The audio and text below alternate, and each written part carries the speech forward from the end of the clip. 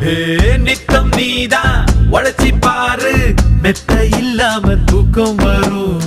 சத்தம் இன்றி உதவி செஞ்சா வாழும் போதே சொர்க்கம் வரும். பாரதியே படிச்சு புட்டா பெண்களுக்கு வீரம் வரும். கால் மார்க்ஸ் நினைச்சு புட்டா கண்களுக்குள் நெருப்பு வரும். பெரியார மதிச்சு புட்டா பகுத்தறிவு காணா வரும். அம்மா அப்பாவை வணங்கி பாரு, எல்லாருக்கும் எல்லாம் வரும்.